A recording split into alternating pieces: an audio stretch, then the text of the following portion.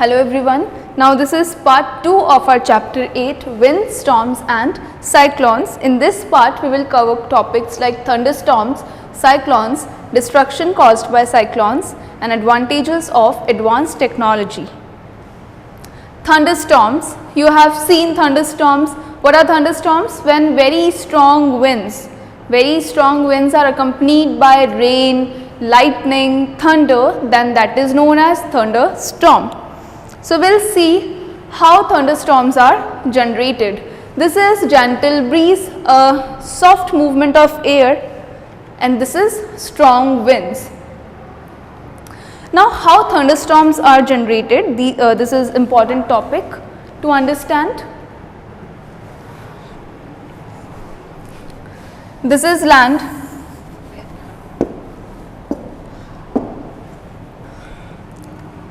And thunderstorms are frequent in, always remember it, they occur in hot and humid environment because that environment carries lot of moisture. So when sun rays falls on land, the air particles which are present here, they get heat up and they start rising upward. So this is the movement of air, rising air. And as I told you in the last video that as we go upward in the atmosphere, the temperature reduces. So these air particles here, rain, they fall down. You have seen water droplets. So these water droplets fall down back on the earth. So you can see on one side air is rising upward and on this side water droplets are falling down. So there is friction between the rising wind and the falling water droplets. There is rubbing, there is friction between these. Because of this friction, it results in thunder, the sound which you hear, and lightning, and that is the reason of generation of thunderstorm. Understood how thunderstorms are generated? Because of the friction between rising wind and falling water droplets. And what is friction? The rubbing between these two surfaces. Thunderstorm is an event of swift movement of the falling water droplets along with rising air, lightning and sound. Swift movement means the quick movement, the fast movement between those. The rise in temperature produces strong upward rising winds which carries water droplets upward where they freeze and fall down again in the form of rainfall. Okay, now these are safety measures during lightning. There are few precautions which are needed to be taken during lightning, the spark of light which you see in the sky. Now first, you should not go near any water body. As you know, water conducts electricity. That lightning is what? Electric discharge. So you might get electric shock. Or you should not stand under tree. If you are in a forest, then you should go and stand under small tree, not tall tree, because lightning strikes on tall objects first. Then do not go near electric poles. Again the same reason. You might get electric shock, and do not use umbrella which have metallic ends because again metals conduct electricity. Now next natural phenomena, cyclones. Now when those thunderstorms converted into cyclones, let's understand it with the diagram.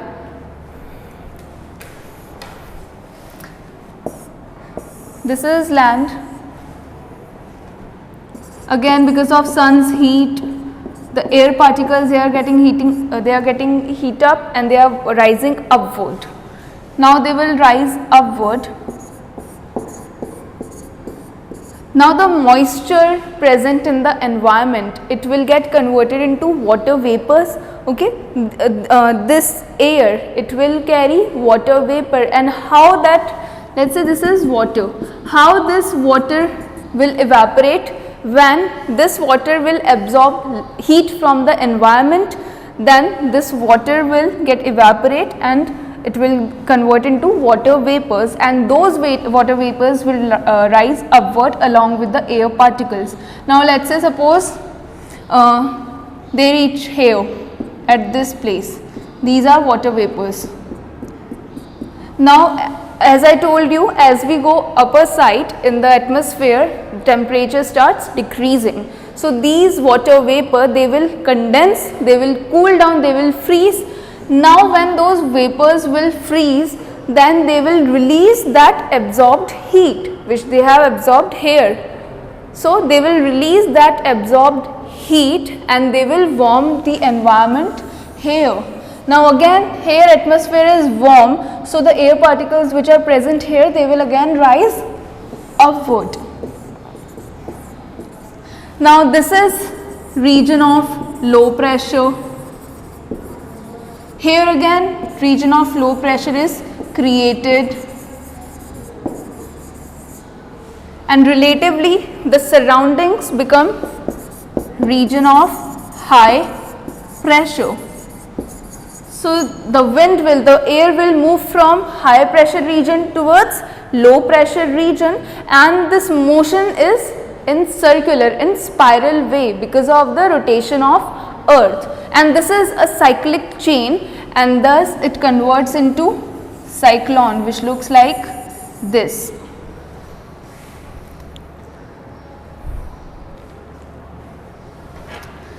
Water takes up the heat from the atmosphere and change into vapors. When these vapors change back to water in form of raindrops, heat is released back to the atmosphere, and when this heat is released, it make that atmosphere again warm and air particles move further upward.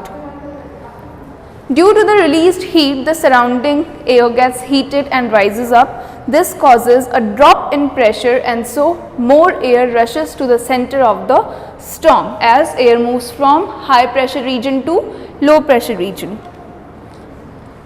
This cycle gets repeated, and the chain of events lead to formation of a very low pressure system with high speed winds revolving around it, and this weather condition is known as cyclone. This is structure of cyclone, and these are spiral rain bands as these carry clouds. And this part, the center of the cyclone, is calm area where no high speed winds are there, and that calm area, that center of the cyclone, is known as eye of the cyclone. So what is center of cyclone? Calm area, that is eye of the cyclone. And here comes our second internal question.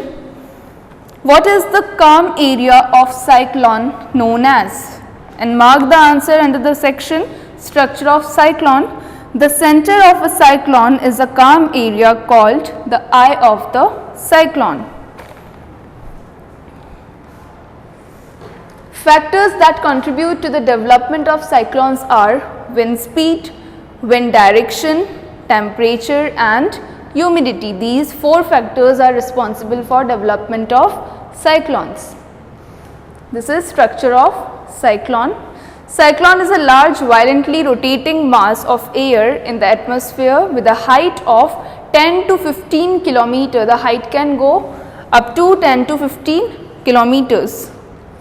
Eye is the center of a cyclone and is a calm area. Its diameter varies from 10 to 30 kilometer. You can just imagine how wide it is, the center of cyclone, from 10 to 30 kilometer. This region is free of clouds and has less frequency of wind. That's why we call it calm area. Now destruction caused by cyclones. As we know, cyclones are very destructive. The strong winds in a cyclone push the water from the sea towards the shore even when it is hundreds of kilometers away. As you can see, this is coastal area. So that cyclone, it contains very high speed winds. So those winds pushes the sea water towards the locality. The water is lifted to a height of about 3 to 12 meters by the low pressure eye of the cyclone. It appears like a wall of water which enters the low lying coastal areas, and this causes severe floods. You have heard of tsunami? So in one word we can summarize this paragraph into tsunami. It leads to tsunami, again which destroys the property and lives of people. The high speed wind uproots trees, electrical poles, roofs of buildings which are weak. You have seen that it causes destruction to the property. As I said, it uproots the trees, poles, houses which are weak.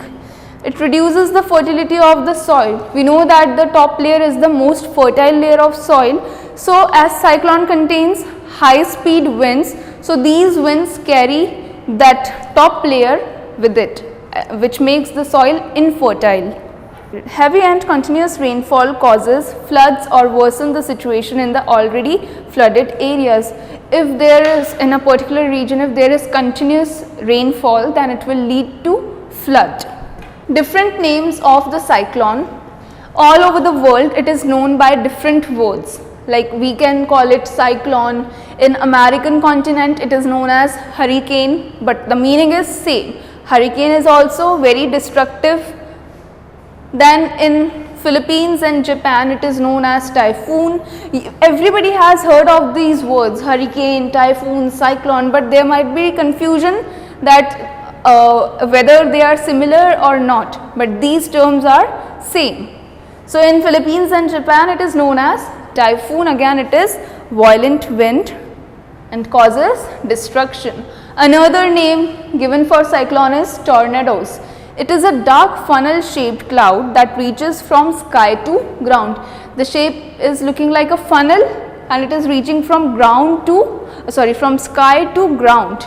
A violent tornado travels at a speed of about 300 km per hour. The speed of this tornado is about 300 km per hour, and it sucks everything which comes in its path, whether it can be animals, humans, buildings, trees. Then next term is water spout. When this tornado is formed over the water body, then it will suck what? It sucks that water, and it appears like a giant grey snake, and that is known as water spout. And this is recent water spout which was seen in Mumbai on 5th October. This is tornado and this is water spout which is forming over the sea body. Now, safety measures against cyclones which are needed to be taken by our government. Establishment of a cyclone forecast and warning system. Like we have weather forecasting, so we can forecast, means the government can forecast for cyclone and they can warn everyone.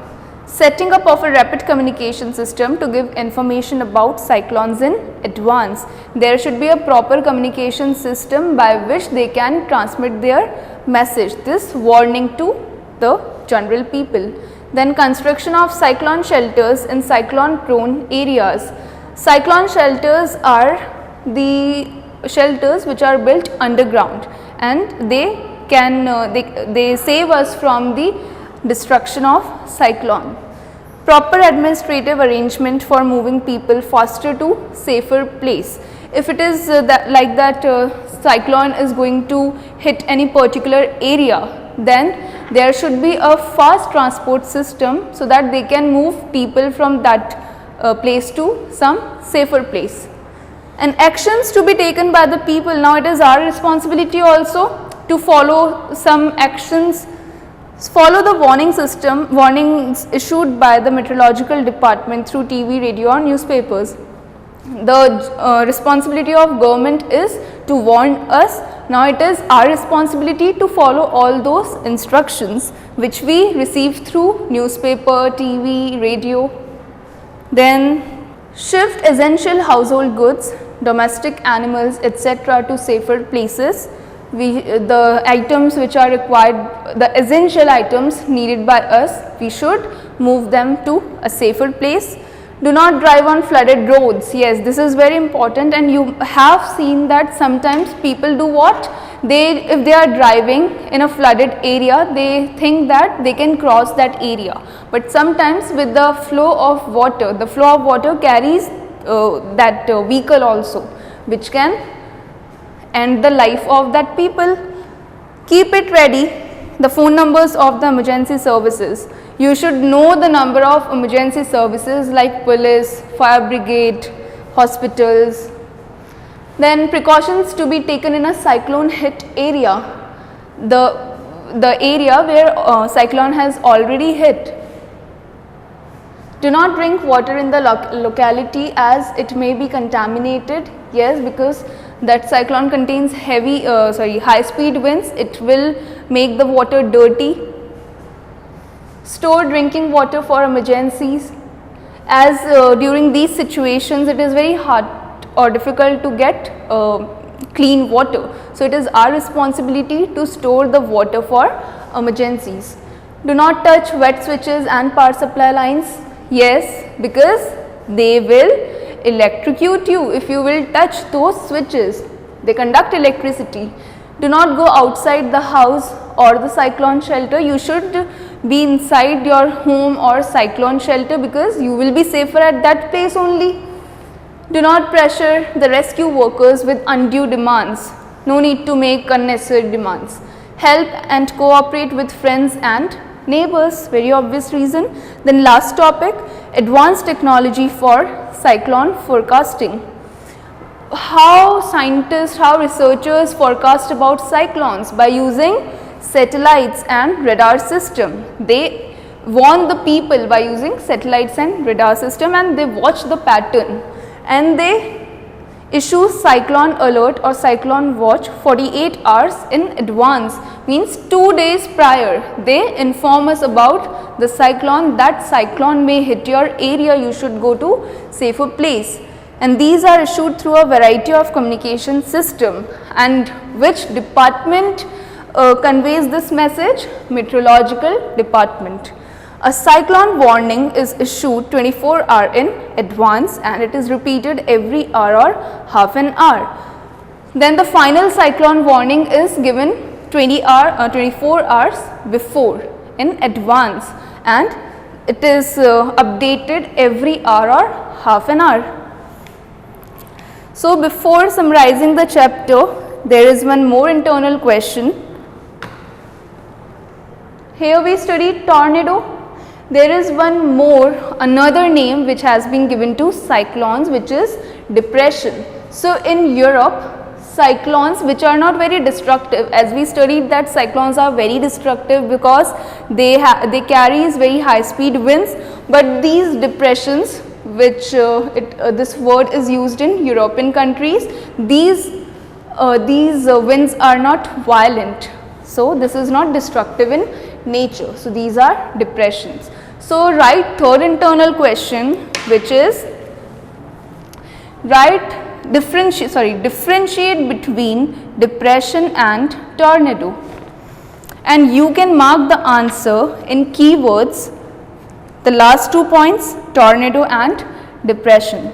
So that was all about this chapter 8, winds, storms and cyclones. Thank you.